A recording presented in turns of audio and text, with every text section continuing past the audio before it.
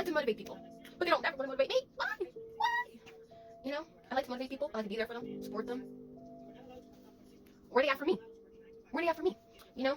But like, I feel like stuff that we like to do, stuff that we're passionate about, like say like you're artists or you like to talk to people, you know, all of that is definitely most likely a sign of a potential spiritual gift that you don't know about. Me, honestly, I don't know too much about spiritual gifts. I need to do more research about it. But I'm pretty sure most of us show signs of like or potential spiritual gifts and we just don't know it. Just like some people, you hear them and like they know how to move people, inspire people to action, and motivate people and inspire people by their words. And those people are most likely to be like preachers or evangelists, you know, or people who are able to connect with people easily. And people just like, wow, there's just something about your energy that I just want to be around, you know. There's always that person, or there's the person that everybody wants to follow. Like they don't know why, but they follow that person everywhere because you have either a form of leadership or something, and it's a part of your spiritual gift from God, but you just don't know yet. Because I just don't know. Because like I be going around acting like I know people's spiritual gifts. I really don't really, but I was like, you be knowing stuff. You probably have like the gift of wisdom or knowledge or prophetic gift and you don't even know it, you know? Like that's why I'd be like, how you be knowing this stuff? Like my dad, you cannot get nothing past that man. Like I learned at a very young age, I was like, I'm never gonna lie to this man ever in my life.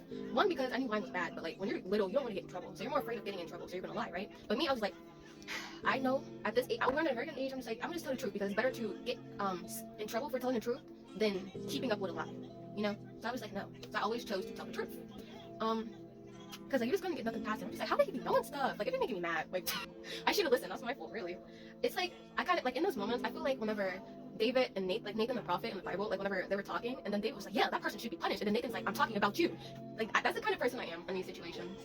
Because I'm just like, ooh, teenagers were so hard-headed, right?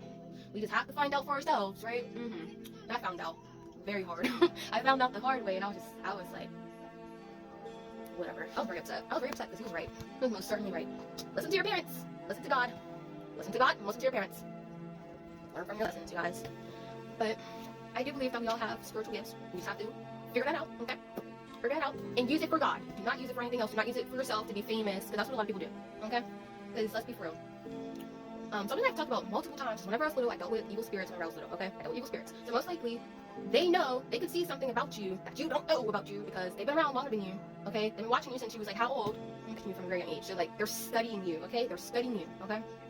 So like, they know, and they're gonna try to keep you away from God's purpose. Like, they did not want me to go to God. That's what I heard. Whenever I was in those pews, all I heard was, don't go up there. You're gonna embarrass yourself. Don't go up there, da da da.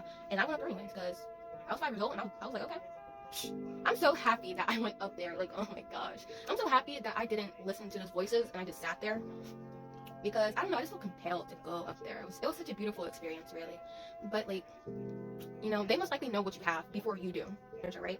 And he gave these people, like, this bag of, like, I think money, and it's supposed to be, like, talents. Whenever I heard, like, that's what they called the money back then, I think. Like, they called it talents. But when Jesus was doing a parable, I guess Holy Spirit was, like, telling me, like, oh, well, that's, like, gifts. Like, he gave you gifts, and to use those gifts to, you know, to glorify God. You know, the manager came back and was just, like, collecting from them. And just, like, well done, my good and faithful servant, pretty much like that. And collecting it, and they came back with more.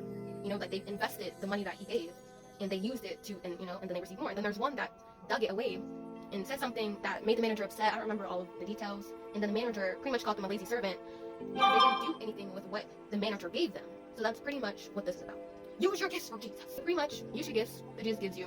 Use any talent that you have. Use it for God, okay? Because, so you can hear that good and faithful servant. That's what we want to hear, right? Yes, sir. Yes, ma'am. So yeah, that's the parable. It's in Matthew. Read it. If you don't know it, read it. Thank you.